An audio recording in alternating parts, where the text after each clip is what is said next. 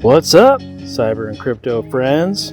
Hope everybody's having a great day. Today is May the 2nd of 2019. This is episode number 70 of the Cybersecurity and Cryptocurrency Podcast. I'm your host, Eric English. Got some fun stuff to talk about today. Also going to talk about some projects I've been working on at work and the various vendors that we're vetting and give my opinions on those. All the opinions expressed on this podcast are solely my opinion and do not reflect that of my employer.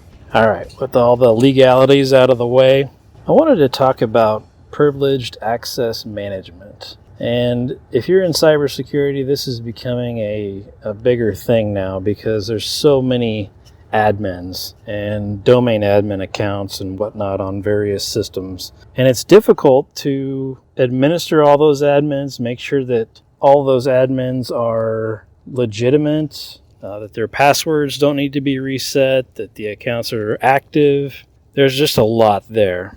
And if one of those passwords gets compromised, that's a whole nother can of worms. So privileged access management helps you in that it gives you a platform to create one-time passwords for people to remote into servers and do their administration. So the end user, the admins, don't even know what password is being used when they connect to the server. The privileged access management solution generates that password just for that one session, and the admin never knows. As soon as that session is over, the password immediately gets reset for that account. So this is a pretty cool thing. And I've been looking at various vendors. SailPoint is one of them. Cyberark is another one. Very cool stuff. The only problem that I see so far is these. By the way, these also work with service accounts. So if you have, I'm sure you have millions of service accounts floating around out there for running SQL or web service accounts, whatever they are. And oftentimes people use domain admin accounts for those service accounts, which is also a big no-no. But even if you do, you can use a tool like Cyberark and it will go out there and rotate those passwords for you. So it's pretty cool. Definitely looking at these tools, and it's certainly intriguing, and most of them are fairly cost effective too. For 10 or 15 users, it's not bad pricing. But the only hurdle I see currently is the adoption from all the admins and showing them another platform. But essentially it would give them, a single place to sign into all their servers. But they would have to go to, if it's SailPoint or whatever, they'd have to go to SailPoint's, typically it's hosted, it's a SaaS environment. So you go to SailPoint's website, you'd log in with your two-factor and all that good stuff with your password and two-factor. And then from there, once you're in, SailPoint would then do the rest. So you never know what those passwords are to those servers at all. That was one of the questions I asked. It's like, why wouldn't somebody just go log in directly to the server? Well, they wouldn't have an account to do that.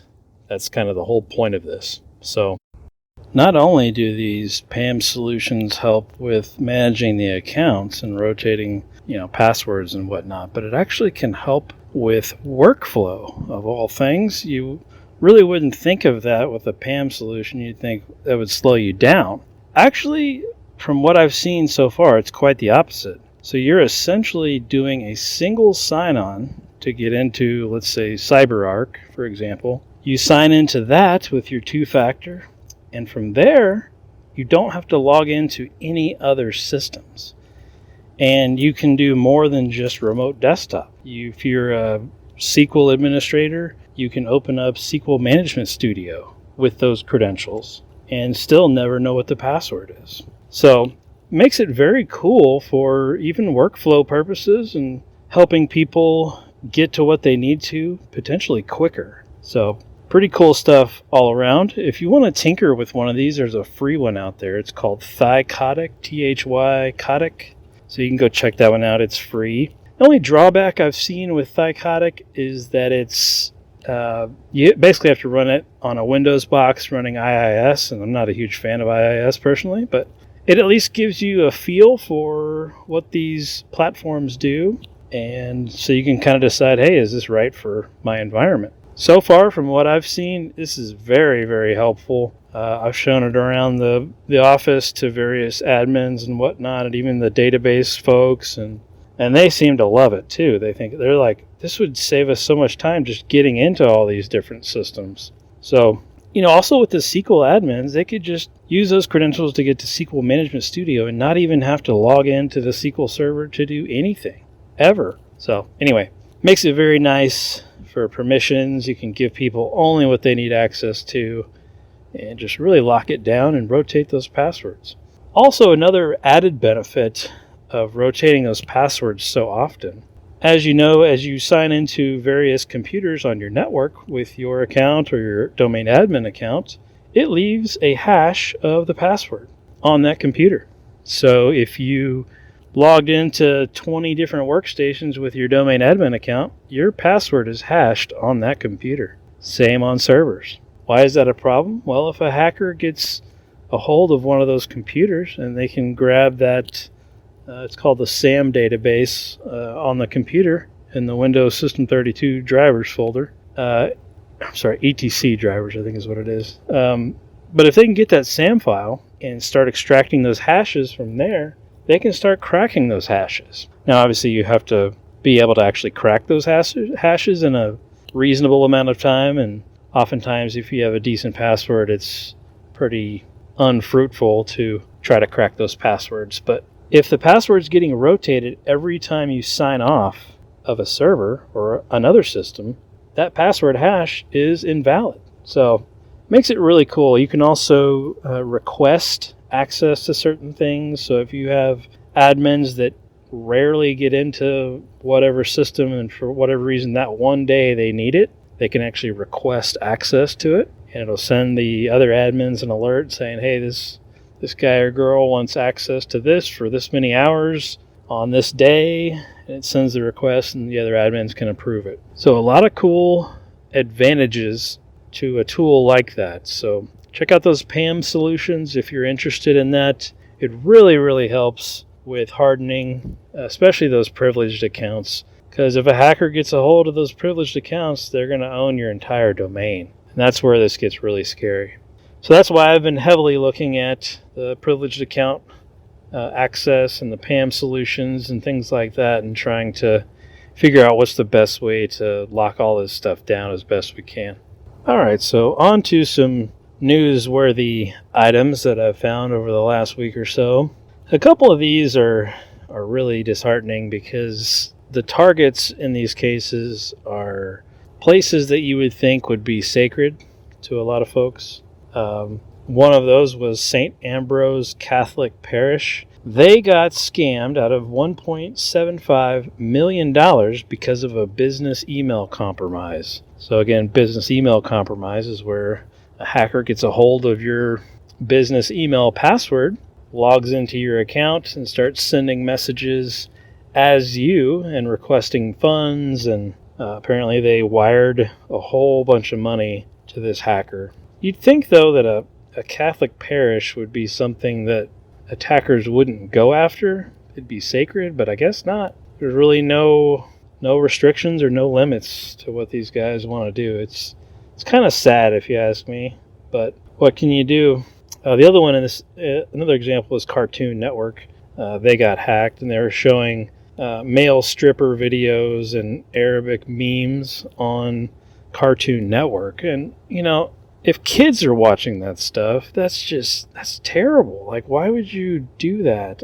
I just don't get it. But anyway, hackers, I guess, just have no boundaries and they don't really care. All right, some other news here about denial of service attacks affecting our power grid. So they were saying back in March, we were hit with some pretty big, March 5th to be exact, hit with some pretty big DDoS attacks, and it was starting to disrupt our power grid. But essentially the DDoS attack lasted for about 10 hours, from about 9 a.m. to 7 p.m. And it affected people in California, Utah, Wyoming. So pretty big issue there with that denial of service. They're also saying that it didn't affect the generation of power. it just affected the reliability of the grid, and they were seeing some customer outages because of all this. So certainly scary to see the attackers going after these kinds of things and doing DDoS attacks to take down our critical infrastructure is certainly scary. So this is just one example of this happening, and you see the risks there and the potential side effects from these kinds of attacks, and that's pretty scary stuff. But I think as cybersecurity grows, these various critical energy and critical services companies will have to adhere to much stronger cybersecurity regulations at some point. And some of them already do, so we're definitely on the right track there. All right, some other cybersecurity stuff here. There's been some recent trends of IT service providers, or MSPs, getting hacked. And if you're not familiar with an MSP, they're typically just an IT company that does IT for numerous different businesses, right? Like small businesses that can't afford an IT person, they'll outsource it to an MSP, and the MSP can basically handle all the IT-related stuff for them. Well, hackers are targeting these MSPs, and by doing so, if they compromise one of these MSPs, they can then get access to all of those other customer sites. All their clients, basically, these attackers could potentially get access to all of them. So pretty scary stuff to see that going on too. I saw one today where they got ransomware and they decided they weren't going to pay it, and the hackers published tons of data about the MSP and all their clients, and talk about crazy, but they didn't want to pay the ransom. They said, no, we're not going to pay it. So they dumped all this information on the internet, and there you go. But they didn't want to be blackmailed, and they said they're not going to pay for it. So anyway, that stuff continues to happen, and it's certainly a scary trend there. I've seen probably 6 or 8 articles about various MSPs getting hacked here recently. So interesting stuff there. It makes me think too, if these MSPs are getting hacked and they have remote access to all your systems, what else can you do to prevent a breach of some sort? Is there any additional controls that you can implement for those MSPs? That would certainly be a good question to ask if you have an MSP provider and they have access to all your systems remotely. You might want to ask them, what's the additional control to get into your particular environment, to get into your network? Is there something else that they have to do to authenticate themselves, like a token, for example, or anything like that, some sort of 2-factor code? Anything like that would be another layer there that they'd have to do to even be able to access that customer site. So hopefully these MSPs will implement something like that, but if you use an MSP, you certainly want to be asking them these questions and making absolutely sure that they really implement this kind of thing, because this is a very real threat. And you don't want to get compromised via a vendor that's taking care of all of your IT stuff. That could be really, really scary. All right, some other news here. I'm calling it cybersecurity news because I guess it kind of is. Fiserv is one of the biggest banking core providers, and there's several of these massive core providers for banks, and they're now getting sued by a credit union, and they're suing them for $37 million. And they're basically saying that there's baffling security holes, and those security holes are wreaking havoc on its customers. So they basically go through all of the alleged security and authentication issues that led up to this lawsuit, but pretty interesting stuff there. If you're in banking and you happen to use Fiserv, this is something that you'd probably want to follow. A while back, I reported on several vulnerabilities that were found on their online banking interface, and they quickly patched all that, but apparently there's other stuff still out there, according to this, allegedly, of course. They're saying it's baffling security holes, so they must be blatantly obvious. So interesting stuff there. All right, what else here in cybersecurity? There was also this site called Ladders. It's a job recruitment site called Ladders. They also got hacked. 13 million user profiles and information was leaked. So yet again, just tally them up. They keep coming. All right, we'll jump over to some crypto stuff. The price of crypto is doing great. It's still steadily going up. 5,600 range is kind of where we're at now, so that's a very, very good trend. Saw some other news here about the central banks of Canada and Singapore were, for the first time, they were settling cross-border payments using blockchain and digital currencies. So that's pretty cool to see some of these massive central banks starting to get into the blockchain space. So I thought that was cool. Some other news here about E-Trade. If you're familiar with E-Trade, it's just like an online stock trading kind of platform. And they are going to start launching their own cryptocurrency services, at least according to Bloomberg. So that'll be interesting. They're going to offer Bitcoin and Ethereum trading on the E-Trade platform now. So they're also getting into the crypto space. Some other weird stuff here in crypto. Jaguar, the car company, I guess it's also Land Rover, the same company. They're piloting this, what they call new technology that lets drivers earn rewards in crypto for sharing data on road conditions. And why I say that's weird, it just seems odd to me that, why wouldn't you just do this through an app, for example, like Waze or Google Maps? Why wouldn't you pay those rewards through something like that rather than from the car manufacturer itself? So I thought that was kind of weird, but still thought-provoking either way. And if you haven't heard already, the Brave browser, if you've never heard of it, it's brave.com. Very cool browser. It's privacy-focused. It blocks ads.